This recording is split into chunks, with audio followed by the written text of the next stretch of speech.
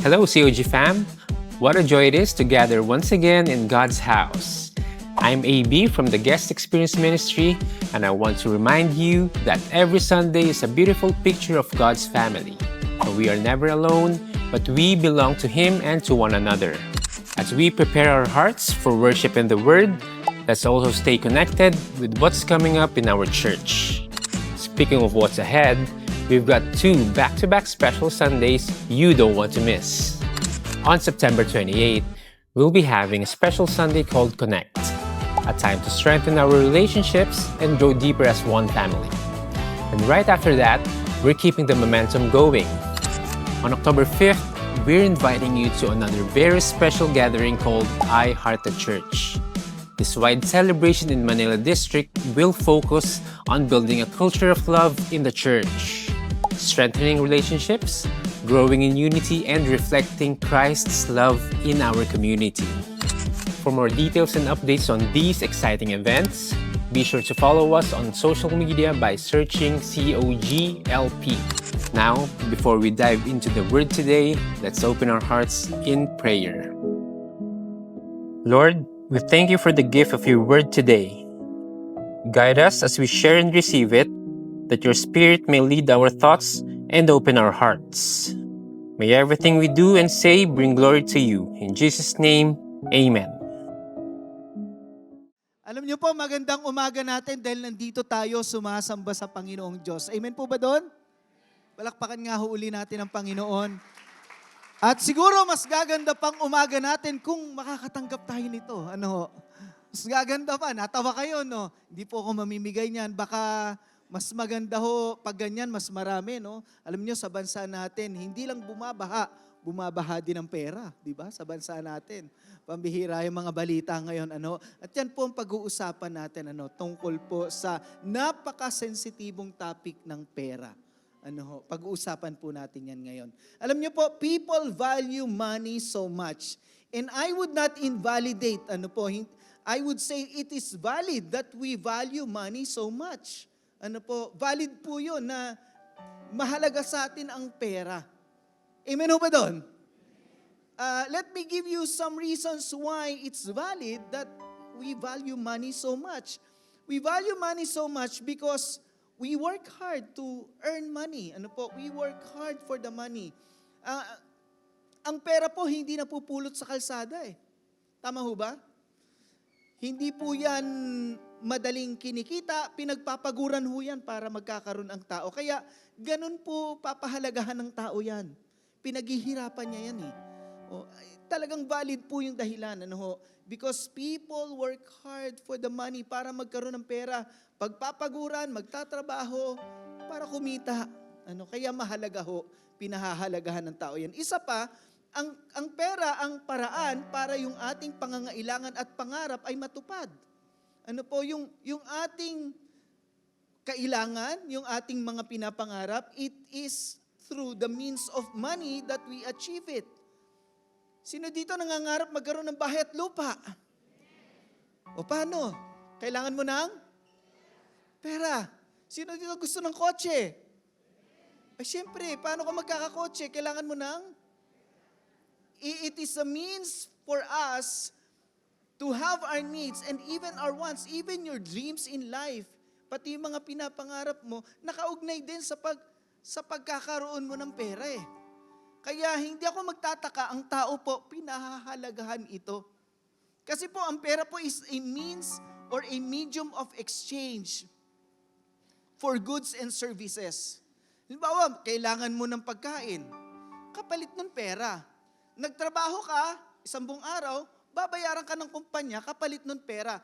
It's a means of exchange for goods and services. Kaya I truly believe that money should be valued because for simple reasons, it has value.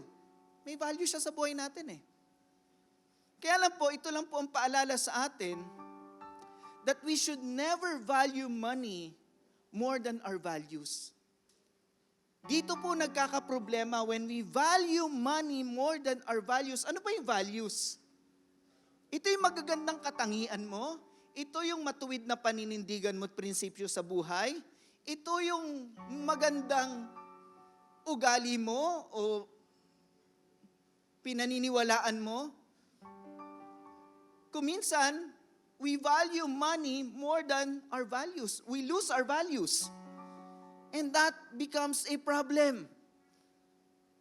Pag naging valuable na ang money sa values natin, yun na yung naging problema. Dito na po pumapasok ang corruption. You know what? Money has the capacity to corrupt a person. Money has the capacity to corrupt a person. Ang pera po ay pagpapala, pero may pag-iingat po tayong dapat alalahanin sapagkat ang pera po ay may kapasidad na makorap ang tao ng pera. Kapag yung values niya, tinapon na niya kapalit ng pagkakaroon niya ng pera. That's when corruption sets in. Bakit po? Kasi ang money po will always ask for an exchange. It's a medium of exchange. Therefore, for you to have it, there must be an exchange. At kung minsan, yung nakataya doon, yung values natin, yung faith natin, nagiging kapalit niya. Kaya nga po, ang bilin sa atin ng Bible, tingnan niyo po sabi dyan, what profit is it for a man if he gains the whole world but loses his soul? Profit means income. Profit means having money. Profit means gaining material things. But what profit is it for a man if he gains the whole world but loses his soul? Ikinapahamak ng kaluluwa niya yung paghahangad niya na magkaroon ng kita, pera, kayamanan. Doon po nagkakaproblema. Alam niyo po, pag tinatanong ang tao, minsan pag nagpipreach, sasabihin, ano problema ng tao? Ang sagot lagi, is money really the problem? Yan ba talaga ang problema? Or money is not the problem? Sino sa inyo naniniwala kaya naman kayo i-bless ni Lord?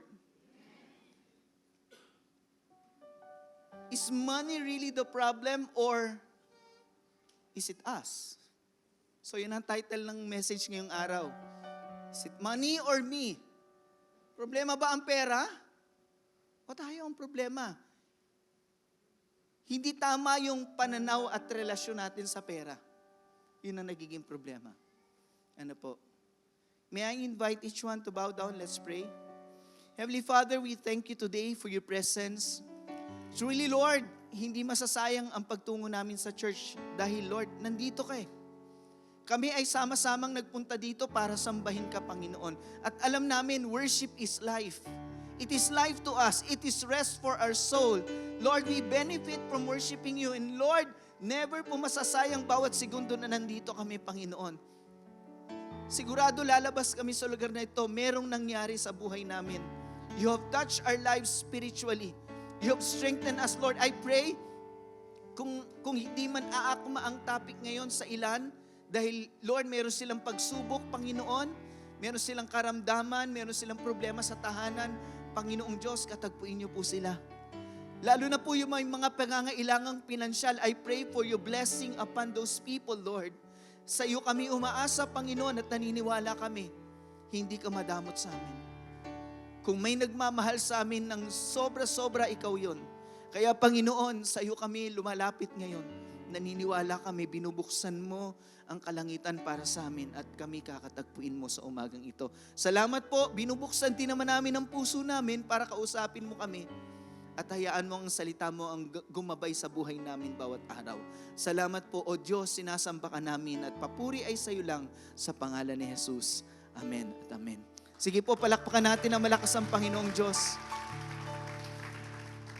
Let me read the verses, the story that we are about to study today. This is told by our Lord Jesus Christ. Sabi po dyan, someone in the crowd said to him, Teacher, tell my brother to divide the inheritance with me. Jesus replied, Man, who appointed me a judge or an arbiter between you? Meron pong nakikiusap sa Panginoon, Panginoon, tulungan mo naman akong paghatian namin ng hating kapatid, yung aming ari-arian na minana, yung inheritance namin sa magulang namin. Sabi ni Lord, hindi ako para ako magdesisyon yan. And then let's move on. Then he said to them, watch out, be on your guard against all kinds of greed. Life does not consist in an abundance of possessions. And he told them this parable, the ground of a certain rich man yielded an abundant harvest. He thought to himself, what shall I do? I have no place to store my crops. Then he said, this is what I'll do. I will tear down my barns and build bigger ones, and there I will store my surplus grain, and I'll say to myself, you have plenty of grain laid up for many years. Take life easy, eat, drink, and be merry. But God said to him, you fool, this very night your life will be demanded from you. Biglaan pa lang siyang mamamatay. Then who will get what you have prepared for yourself? Sino ang makikinabang sa nihanda mo para sa iyong sarili? This is how it will be with whoever stores up things for themselves but is not rich towards God. Now, don't get confused with the word inheritance, wealth, possessions, and money. These are all the things that we are talking about today. At alam niyo po, pag pinag-usapan ng pera, ituring po nating blessing ang pera. Amen po ba? Sabi natin malakas, ang pera ay blessing. Oh, lakas ah. Blessing po ang pera. Blessing po yan. Consider it a blessing. Money is a blessing. Now, what's the problem? Money is not the problem. It's a blessing. The problem lies with us. Ano sabi diyan? Ang problema ay ito. Money is not the problem. It's greed that is the problem. Pag ang tao po tinamaan ng greed, yun ang nagiging problema. Tingnan niyo po ang paalala ng Panginoong Hesus sa atin. Sabi po niya, then he said to them, watch out. Mag-ingat kayo. Be on your guard. Magbantay kayo sa anumang uri ng, bantayin niyo inyong sarili sa anumang uri ng kasakiman. Life does not consist in an abundance of possession. Now, ang problema pala yung tao pag naging sakim sa kayamanan or naging gahaman sa kayamanan o salapi. Hindi problema ang pera. Maniwala po kayo. Di ba sabi nga sa Bible, for the love of money is the root of all evil. The problem is when we love money. Money in itself is not the problem. Tama po ba? Actually, money is a blessing. But the problem lies with us. Tinatamaan tayo ng greed. Tinatamaan tayo ng pagmamahal sa salapi. Ayun na nagiging problema. At alam niyo po, ang greed ay malupit. Bakit? Wala pong patawad ang greed. Ang kasakiman ay walang patawad. Hindi po marunong magpatawad yan. Kahit close pa niya, lalamangan yan. Kasi po, ang tao pong gahaman o sugapa, ano ba yung word na tama dyan? Sakim, ay hindi mo po yan malalamangan at hindi yan magpapalamang. At hindi siya masisayahan sa kung anong meron siya, gusto pa niya ng higit pa. Yan po ang problema dyan. Kaya kahit ikaw ay close pa niya, papatulan ka niya. Tignan niyo po sa storya, may lumapit sa Panginoon, magkapatid sila. Anong pinag-aawayan nila? Yung kayamanan, pag kinonvert mo, magiging naman pera yun, pinag-aawayan nila yung kayamanang iniwan ng magulang nila. May alam ba kayong storya na ganyan, na magkapatid nag-aaway dahil sa pera, sa kayamanan? It happens when greed sets in. Yun na nangyayari po doon. Kaya yun ang paalala ni Lord, huwag kayong mag-ingat kayo, baka maging gahaman kayo o sakim sa kayamanan o sa lapi. Because greed never forgives. Hindi siya nagpapatawad eh. Wala siyang papatawarin eh. Ultimo magkapatid, mag-aaway dyan eh. Pag-aawayan ng kayamanan at pera eh. Nasasayang ang relasyon. At alam niyo po, hindi lang po yun. Kwentuhan ko kayo, ang Panginoong Hesus, kahit close nga eh, hindi papatawarin ng greed eh. Ang Panginoong Hesus may 12 disciples siya. At ang isa sa disciple niya ay si Judas Iscariote. Si Judas, ang trabaho po ni Judas ay siya po ang treasurer. Lahat ng nakokolekta nilang offering, si Judas ang may hawak nun. Pero sinabi po sa Bible, si Judas ay nangungupit. Nangungupit. Inukupitan niya eh. Yung collection or yung treasury na meron sila. At hindi pa po siya nasiyahan. Ibinenta niya ang Panginoon sa halagang 30 pieces of silver. He sold Christ. He betrayed Christ for 30 pieces of... Walang papatawarin to eh. Itong kasakiman eh. Kahit malapit na eh. Kahit inalagaan na siya ng Panginoon, kahit minahal siya ng Panginoon, ibinenta pa niya ang Panginoon. Ganto kalupit ang greed. Ganto siya kalupit. Hindi siya masisihan, papatulan. Alam niyo po, kahit nga bata, papatulan eh. Nabalitaan niyo ba to, yung millionaire na inagawan niya ng cup yung bata? Ewan ko kung nanonood kayo US Open na tennis. Wala. Sige, merong mga bata doon, yung tennis player, binibigyan niya ng sign, sinasign niya yung mga paraphernalias doon ng mga fan. At yung bata, binigyan niya ng sombrero. Pero nung inaabot na niya, inagaw ng millionaire. Caught in camera. And people reacted and inalam nila sino tong tao na to. Na-discover nilang milyonaryo. Milyonaryo ng agaw ng cup.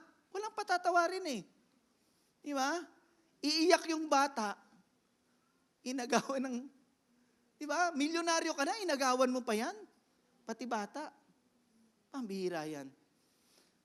Wala hong patatawarin ang greed. It would not value relationships. Itatapon niyan ang relasyon para lang magkaroon siya. Itatapon niya ang righteousness.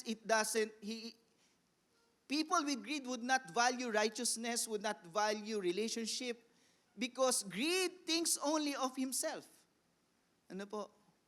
Kaya ano kaya ang magandang solusyon dyan para hindi tayo tatamaan ho niyan? Para hindi po tayo mabibiktima ng greed. Ano ho ang maganda dyan? Meron ako na-realize. Andiyan pa ho ba kayo? Meron ako na-realize. Ito pala dapat ang naiintindihan natin. Naintindihan dapat natin that what you have is not all yours. Ulitin ko po, what you have is not all yours. If you understand this idea that what you have is not all yours, you will be able to conquer greed. Why? Alam niyo po, tingnan niyo pag may blessing tayo, bakit ang turo sa Bible, may ibibigay ka kaagad kay Lord? Tingnan niyo, mabigat to Sa Bible, tinuturo that 10% of what you earn, what you value, yung pera na binavalue mo, 10% na bibigay mo sa Kanya. Tinakda niya. And if, mayayanig ka dito, if you would not understand the wisdom of this, that God is teaching us not to be greedy. Na kapag may blessing tayo, ang una-una natin gagawin, mag-let go agad ng portion nito. Mag-let go agad ng portion na to kasi tinuturo sa atin ng Diyos yung prinsipyo at pamumuhay ng pagiging mapagbigay. What you have is not all yours. Sometimes it's easier to understand that everything we have to keep and it is at our disposal. But the truth is this, not everything that you have is all yours.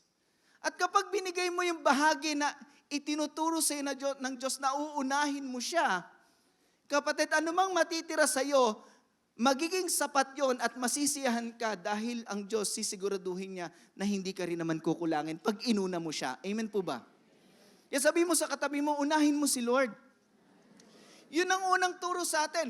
Kapatid, once makareceive ka ng blessing, unahin mo si Lord. Kasi pag natututo ka ng inuuna mo si Lord, hindi ka magiging sakim. Siya muna inuuna mo, then yung iba kaya mo na rin bigyan. Nabibigyan mo nga ang Diyos na hindi mo nakikita eh. Diba? Yung pa kayang taong nangangailangan, yung taong naghihirap, kaya mo na rin silang tulungan. Kaya mo na rin mag-let go ng blessing. Sa totoo lang po, generosity cures greed. It cures greed. It conquers greed when we are generous. Alam niyo po, madaling ipamigay yung pera ng iba. Di ba? Pero yung sarili mong pera, pag yun ang kaya mong ipamigay, nagiging generous ka, kapatid, hindi ka magiging sakim o gahaman sa pagpapala. Alam niyo po, may mga taong nagsasabi dito, ang turo sa atin sa Pilipinas, huwag kang tumatanggi sa pagpapala. Huwag kang tumatanggi sa grasya. Alam niyo po, ito ang paniniwala ko. Pwede kang tumanggi sa grasya. Pwede kang tumanggi sa pagpapala. Bakit? Hindi lahat ng pagpapala, ay totoong pagpapala. Pwedeng ang pagpapala ay isang sumpa na nakapaloob lang sa pagpapala. Akala mo pagpapala siya. Kaya hindi lahat ng pagpapala tatanggapin. Malalason ka eh. Malalason ka, akala mo maganda. Yung pala ipapahama ka nun. At saka pagtanggap ka lang ng blessing, masasanay ka dun. Hindi mo alam, hindi na pala makakabuti sa'yo. And you will see some stories in the Bible, just like Gehazi and Elisha, tinanggihan po ng prophet, pero hindi niya tinanggihan, kinuha niya yung blessing, nagka-ketong siya. So there is a point of not always accepting what you consider a blessing. Baka yung blessing na yun, hindi pala mabuti sa'yo. Curse pala yung loob nun. So you need to discern. But generosity will definitely cure greed. Ito ang gagamot sa kasakiman ng tao, yung pagiging generous niya. Sino dito handang maging generous? Amen. Pangalawa, money is not the problem, it's greed that is the problem. And money is not the problem, it's what we do with it. Now, hindi ko natatalakayin kung galing ba sa masama yun. We are all Christians, I believe, galing sa mabuti yung ating pagpapala. Amen o ba doon? Galing sa mabuti. Na ang tanong na lang, pag nakuha mo na yan, may pera ka na, ano gagawin mo dyan? At ito yung tanong nung mayaman. Sabi niya, and he told them this parable, the ground of a certain rich man yielded an abundant harvest. He thought to himself, what shall I do? Now, he has a good problem. Why am I saying it's a good problem? Ang ganda ng problema niya. Sobra-sobra na yung kayamanan niya. Hindi na niya alam kung saan niya ilalagay. I have no place to store my crops. So what shall I do? Now, this is the question of what shall we do when we are blessed, when we receive money, when we receive blessings. What shall I do? Then he said, this is what I'll do. I will tear down my barns and build bigger ones, and there I will store my surplus grain, and I'll say to myself, you have plenty of grain laid up for many years. Take life easy, eat, drink, and be merry. Now, nung binabasa ko to, sabi ko, ano pala? Early retirement and financial freedom is not the ultimate goal in life. Ulitin ko po. Early retirement and financial freedom, although it's good,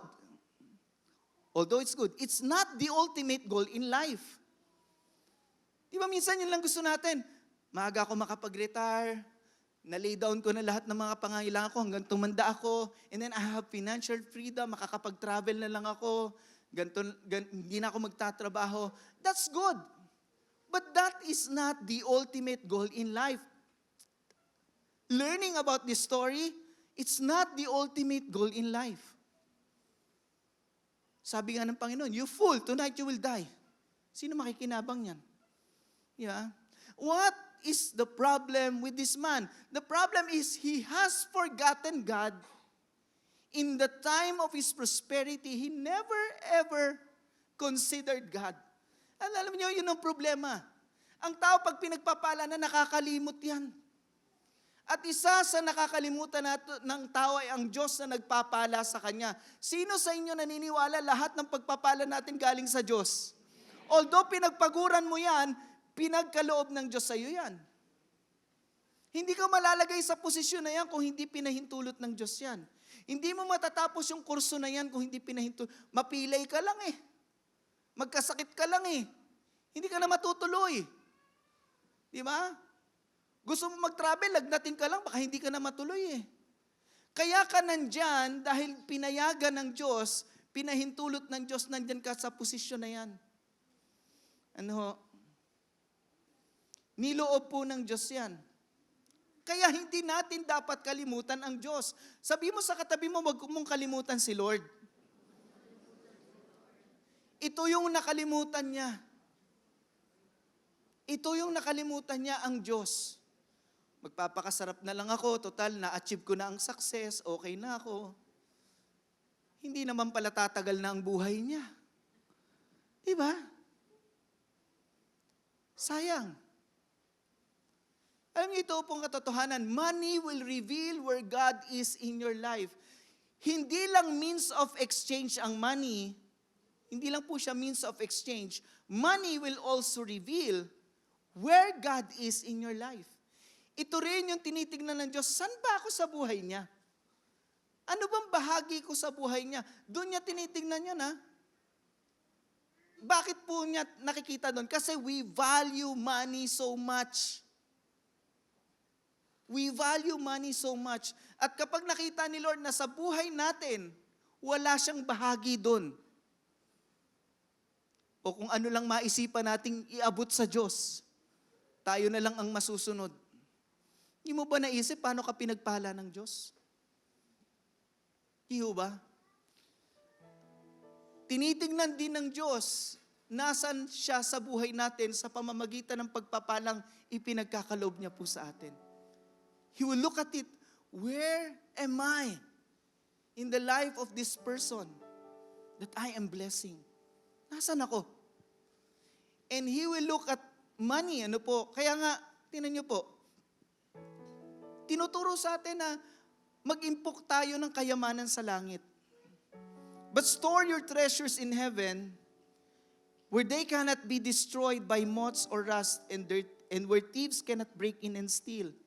Your heart will be where your treasure is. Ang puso mo ay nandun kung saan nandun yung pera mo, yung kayamanan mo. Nandun ang puso mo.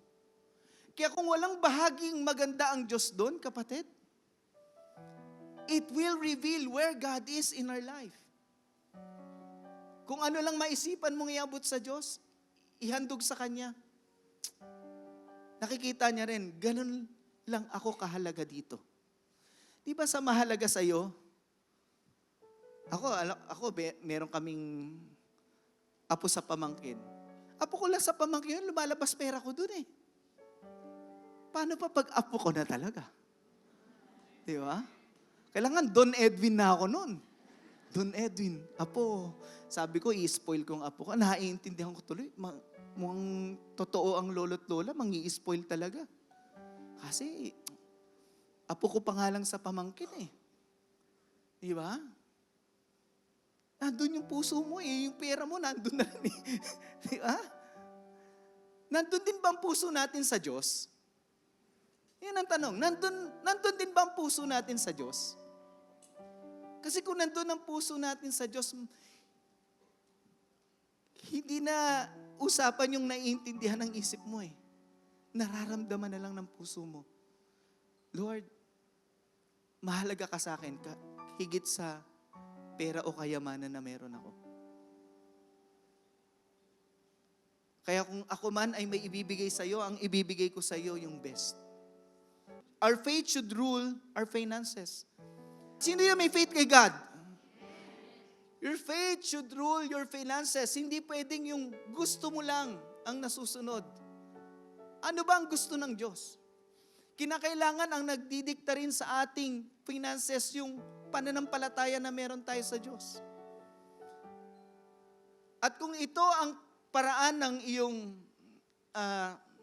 this is how you handle finances through your faith, and then I believe God will bless you even more. Ikaw ang pinakamagandang pagpalain ng Diyos kasi nauuna ang pananampalataya sa pananalapi. It should rule our finances. Our faith. Ano ho? Kaya nga sabi po sa Bible, honor the Lord with your wealth and with the best part of everything you produce. Parangalan mo ang Diyos. Hindi mo tutulungan ang Diyos, hindi nangangailangan ng tulong ang Diyos. Karangalan ang binibigay natin sa Diyos sa tuwing binibigay natin yung best na meron tayo, na itinuturing natin kayamanan na binavalue natin sa buhay natin. Binavalue natin yun eh. Then we give the best of it to God and then we honor God through it. Pinaparangalan natin siya doon. Why am I teaching like this? Because alam niyo po, dinig niyo naman sa news ngayon. Paano ang bansa natin nahuhumaling sa corruption? Naliligaw pagdating po sa pera. Nakakalungkot. Dapat tayo mga Kristiyano naiintindihan natin yung tamang pananaw tungkol dyan. Or else we're no different. We're just small level. We're just on a small level pagka ganyan. Honor the Lord with your wealth and the best part of everything you produce. May kaugnayan ang pagpapala natin sa Diyos. And money will reveal your true status in God's sight. Ang pera ang magre-reveal ano ang totoong status mo sa harapan ng Diyos. Maybe in the eyes of human beings, your status is well and good. But how about in the sight of God? You know what's important? How God sees us. And you know what? Everything we do, God sees. Everything we keep secret, God sees. Tama po ba? The things that we give, the things that we keep, God sees everything. And it will reveal our true status in the sight of God. What is important is how God sees us. Ano ba tingin ng Diyos sa atin? At tinitignan niya yon pagdating sa mga pagpapalang meron tayo. Ano ba ako dito? Ano po? Kaya ito sabi niya dun sa rich fool, this is how it will be with whoever stores up things for themselves but is not rich towards God. Sa paningin ng Diyos, hindi siya mayaman. Pulubi siya sa paningin ng Diyos. Kasi walang bahagi ang Diyos sa anumang kayamanang meron siya. Kapatid, magandang maging mayaman tayo sa paningin ng Panginoon. Amen po ba? Is not rich towards God. A rich man without God is just a poor man with money. Kapag ang Diyos ang nawala sa buhay natin, ang isang mayaman na tao ay isang mahirap na taong may pera lang pag wala sa kanya ang Diyos. Kaya napakahalaga ng Diyos. Amen po ba? We value God more than what He gives us. He is the source of all blessings in our life. And I believe, kapatid, this is what I believe, God will bless you even more. Ready ka ba? Naniniwala akong pagpapalain ka pa ng Diyos, higit pa sa meron ka ngayon. Do you claim it? Do you believe it? That God will bless you more than what you have today. Pagpapalang hindi mo pa naranasan sa buhay mo. Marami pang nakalaan ng Diyos. Kaya lang ang tanong, hindi naman ang problema yung pera eh. Money is not the problem. Sometimes the problem is us. We value money more than our values. And we become greedy. We are not satisfied. And we do not know what to do with money. We do not honor God with the money and the wealth that we have. Honor God with your wealth. There's a reason and purpose why God has blessed you and you will be able to bless others as well. Sino dito gusto maging daluyan ng pagpapala sa iba? Kapatid, I pray ikaw yun. I pray ikaw yun kasi naintindihan mo to. Hindi tayo gahaman sa pagpapala. Gusto natin maging daluyan tayo ng pagpapala. Amen po ba? Purihin po ang ating Panginoon. Tumayo ho tayong lahat. Palakpakan po natin ang Panginoon. Let us pray. Heavenly Father, we thank you today for all the blessings that we have received from you. Salamat sa lahat ng pagpapala, Lord. Minsan hindi namin na-appreciate kung paano mo kami binibless, Lord. But Lord, we want to thank you. We will not be in a position where we are today without you. It will never be without you, Lord. So with you, we want, Lord God, na ang buhay namin, Panginoon, ay patuloy mo pang pagpalain, Panginoon. Lord, alam namin hindi ka madamot na Diyos. Alam namin gusto mo kaming i-bless at hindi problema ang pera, may inaayos ka lang sa amin. Gusto mo na pagdating ng pagpapala sa buhay namin, ready po kami, Panginoon Diyos. Na Lord, hindi kami magiging sakim dito, hindi kami magiging gahaman dyan. Bagkos alam namin ang dahilan, ito ay para parangalan ka, ito ay para makatulong sa iba. Lord, Panginoon, ito ay para ma-enjoy din namin, Lord God, ang kabutihan mo sa aming buhay. Lord, today we just want to thank you for all the blessings, the money, the treasures, the wealth that you have entrusted to us. Sobrang salamat, Lord. And today we believe that you will bless us even more. Mga kapatid, taas nga natin kamay natin. Let's ask God for blessings today. Lord, we are lifting our hands to you today. Lord, itong mga kamay na tinataas namin, Lord God, pagkalooban niyo po ng pagpapala. At sa pagpapalang ipagkakaloob nyo, higit pa sa meron kami ngayon. Lord God, hindi namin malilimutan ang sermon na to, Lord God. Maaalala namin, Lord God, na mas mahalaga ang values namin kesa sa binavalue naming blessing, Lord God. Na Lord, sa buhay namin, i-honor ka namin at hindi po namin papayagan, Lord God, na sa buhay namin ay pagdamutan ka pa namin. Sapagkat sa iyo nagmumula ang lahat ng blessing na meron kami. Lord, today, as we lift our hands to you, we receive your blessings, Lord. It may be financial blessings for others. It may be healing for others, Lord God. It may be strength for others. It may be reconciliation tulad ng magkapatid na nagkakagulo dun sa storya. Lord, let it be, Lord God, na magkaroon po, Panginoong Diyos, ng kaayusan, Panginoon, at biyaya sa buhay namin na magbibigay ng karangalan sa pangalan mo.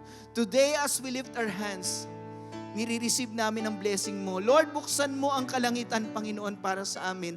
At ibuhos mo ang masagana mong pagpapala sa mga taong, Lord, naririto, O Diyos, naniniwala na sa buhay namin, igagawad mo ang pagpapala at biyayang kailangan namin. Salamat po.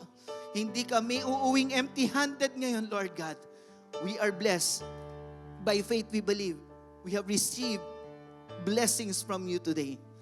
Lord, we honor you and we glorify you. Babaunin namin ang iyong salita at mamumuhay kami para sa iyo. Purihin ka, O Diyos. Ito ang aming pagsamba sa ngalan ng Ama, ng Anak at ng Diyos Espiritu Santo. Amen at amen.